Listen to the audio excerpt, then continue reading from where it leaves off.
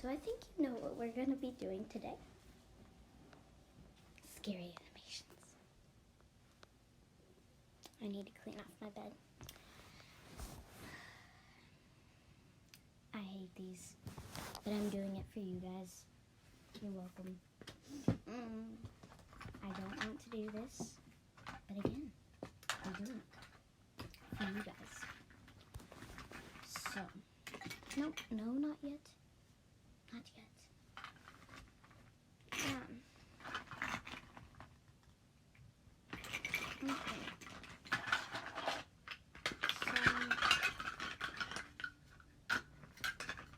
I'm just gonna do it on my couch. Okay. These are 6. There's 6 of these. I might not make it through all of them. Probably not. But yeah. Okay. Scared. I'm gonna put my glasses on. And let's get on with the video. Get your blankets and comment down below what your battery percentage is. I repeat, get your blankets. You might want somebody with you. I don't have anybody because I'm lonely and sad and cold. So, let us get on with the video. I'm 22 years old, and this happened about 2 years ago when I was still living at my grandparents' house. This was the only scary experience that has ever happened to me, and it was a doozy. My cell phone was on the nightstand next to my bed and started ringing. It was like 3 a.m. To my surprise, the number calling me was the house phone, as in the phone downstairs. I answered, thinking that maybe one of my grandparents had hurt themselves, but when I said hello, I got no response. I again said, "Hello, Grandma, Grandpa," but again, nothing. That's when fear really hit me. I crept down the stairs, and they were really old stairs. They creaked. The whole house was dark, and I'd be lying if I said I wasn't petrified of what I would find. The house phone that called me was in the kitchen, and as I reached the bottom step, I was still holding my cell phone to my ear, and whoever was on the other line was still there. I could hear them breathing lightly. I walked through the living room and into the kitchen, my heart beating out of my chest. I switched on the light, and to my relief, nobody was standing there. But at the same time I realized that they must be somewhere else in the house. Or maybe the phone somehow malfunctioned and called the last number dialed or something? No, it was someone in my house. How did I know? Because suddenly they started laughing through the phone. I could tell it was a woman. It was my grandma. I ran upstairs to my grandparents' room, and it was locked. I could hear my grandma hysterically laughing through the bedroom door and through the phone. Panic hit me. I kicked the door open and immediately saw my grandpa shaking my grandma as she sat on the edge of the bed, holding the phone in her hand and laughing maniacally. I have never in my life seen or heard my grandma laugh like that, but it was horror movie material. She abruptly then stopped as she woke up. Both of my grandparents completely brushed it off and told me to go back to bed. But it was so insanely scary that I almost wanted to scream at them. The next morning was like any other. My grandma made me pancakes, and when I asked her about the sleepwalking or whatever she was doing the night before, she just casually said, "It happens once in a blue moon." I told her what happened exactly, beat by beat, and she responded, "Oh my, that sounds so scary." Yes, Grandma, that's a freaking understatement.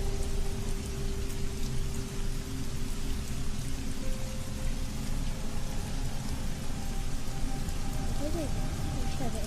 One time, I drove back to college after Christmas, but before the winter break was over, so I was the first of my roommates to get back to the house that we were. Okay. This isn't okay.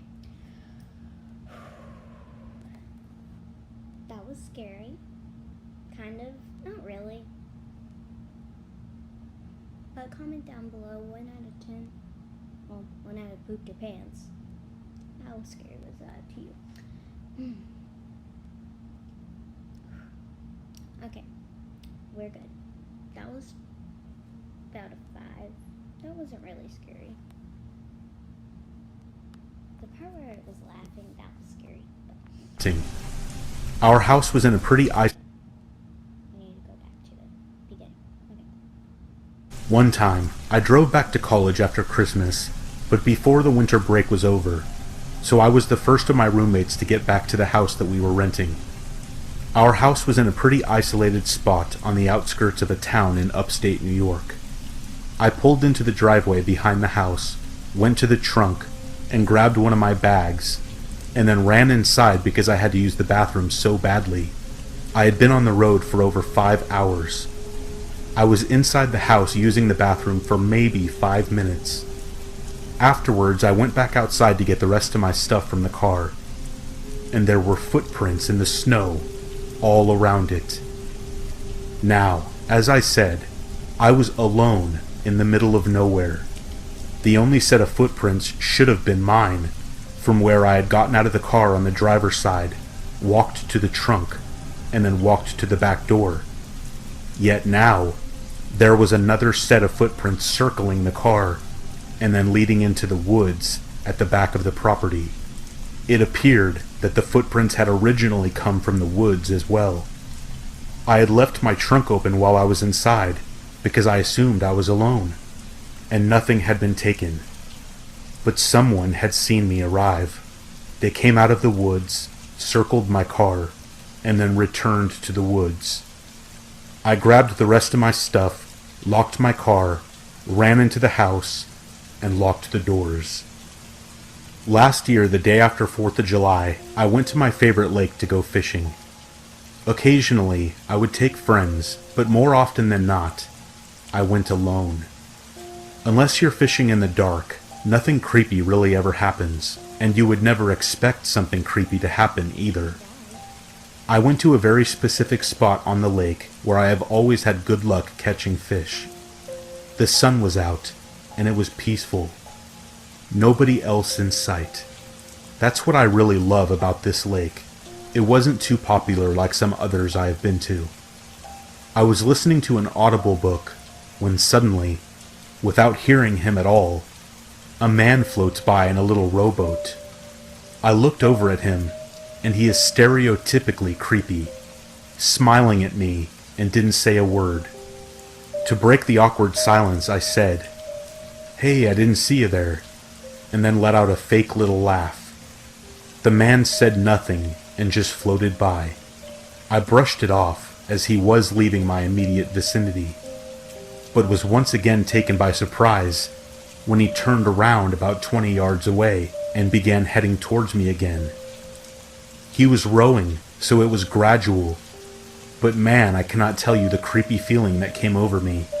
I thought for sure that he would say something this time, or do something, but he floated by and said nothing once again. I have a short temper, and I got a little pissed off and said, "Do you need something, bro?" He just smiled at me. After that, I had had enough. "Dude, get the hell away from my boat." He stood up and continued his disrespectful stare. After just standing there looking at me like an idiotic psycho, he picked up the small anchor he had on his piece of crap little boat and tossed it behind him into the dark lake. I immediately stood up and started reeling in my line. A few seconds later, I put my pole down and started my motor. I looked at him one more time before I blasted away, and this guy was still smiling. I flipped him off and was gone in seconds. Well, that kinda ruined my mood, and I felt pissed off and creeped out, so I decided to call it a day. I have been to that lake 100 times since, and have never seen that guy again. And I better not either. I might just punch him in the face. I have no idea what his deal was, if he was annoyed that I was fishing in a spot that he liked, or if he was picking a fight. I have no idea. Thinking back on it, though, the whole thing was stupid, and honestly, creepy as hell. About 5 years ago. Okay. That wasn't that scary. Because he didn't do anything. That wasn't scary. Okay. Those faces are scary, though. Anyways, let's move on to the next one. My mom started dating a guy she met on a dating site. That part is fine. I had recently started dating this woman who would later become my wife, and we had met online. My wife and I never really liked this guy. We didn't think he was mean or anything like that. Just a little creepy. He was quiet. He kept his eyes closed a lot, and occasionally said odd things, like offering my wife a chocolate, and then popping one in his mouth, closing his eyes, and moaning as he let it melt in his mouth.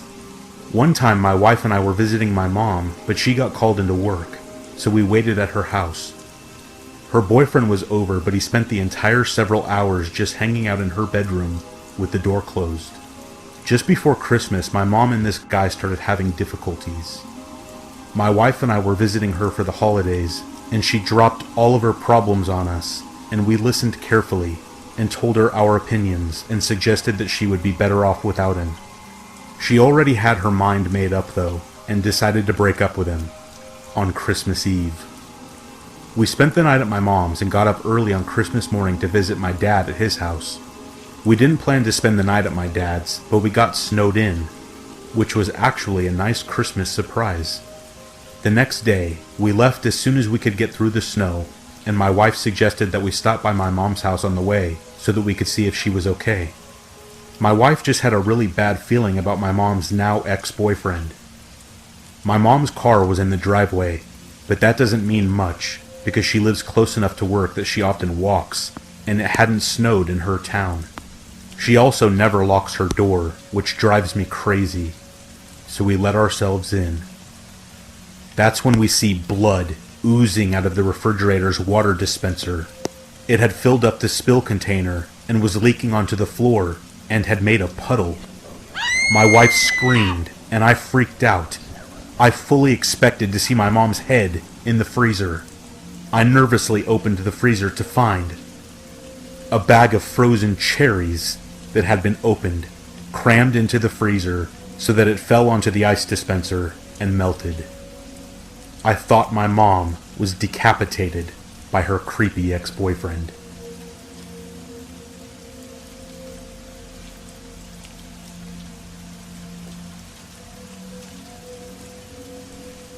A few years back, That wasn't as scary either, because it was cherries. So that was like a 2. Or cranberries, whatever. They were cranberries. We are getting demonetized. It was... yeah. Okay. I lived with my mother and German Shepherd in a 2-bedroom rented townhome. I got home from work one day and went about my daily routine. When it came time to eat dinner, I knocked on my mom's door to come and eat. I smelled cigarette smoke and heard her grunt a response, so I went back down and ate alone. Fast forward to about 2 a.m. I am awoken by someone holding my hand and gently shaking it. I immediately shoot straight up and look around. My dog, who is overly protective and sleeps with me every single night, isn't in bed. She isn't even in the room. She most definitely was on my bed when I went to sleep. I sleep with the bedroom door shut and locked.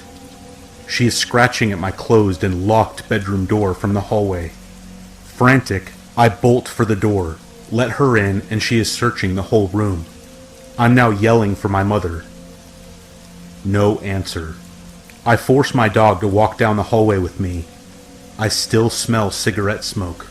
I bang on my mom's door. No answer. So I just open it, and she isn't even home. The bed is made, and her TV is off. My dog and I search the entire house, and nothing is out of place. All the doors and windows are still locked. I was freaked out, to say the least. The next day I called my mom and she told me she left early the day before to go visit my sick grandfather. Who was holding my hand that night? Your guess is as good as mine.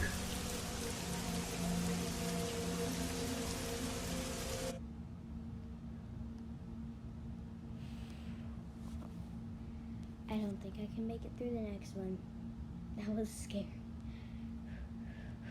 Okay. I used to have a penchant for wandering around abandoned buildings when I was in high school. One time a friend and I decided that it would be a good idea to explore a farmstead that hadn't been in use for years. The whole experience was really bizarre. The farmstead was accessible by a long gravel road that brought you to a cluster of dilapidated buildings around a central barn. We parked at the end of the gravel road near the turnoff to the main road so we could walk around the property and just pull out quickly later. We went into the barn first, and there were deer bones arranged in a circle around the skull and a bunch of blankets and wood stacked in a corner of the room. We thought it was really cultish and weird, so we left and started walking back to the car. Halfway down the gravel road, we heard crunching, heavy footsteps and someone screeching behind us. Blood-curdling screeching. We sprinted back to my car and tried to peel out of there as fast as possible, but it had snowed the night prior, and my back tire was stuck in a puddle of melted snow. My friend was screaming because she was so freaked out, but wouldn't turn to look at the path behind us. By the time I had gotten the car unstuck, she turned around to see if there was someone following us, and there was no one there. It could have been a bird or something, but we both swear up and down to this day that someone was following us. I really thought I was going to die that day.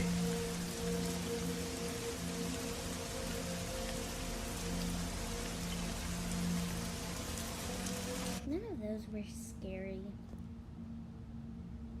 Really, that scary. Okay, some of them were scary, but that wasn't that bad. So that's the end of the video. Great. I will do more soon. I will do more soon. Comment down below how scary all of those were and which one was the scariest. Peace.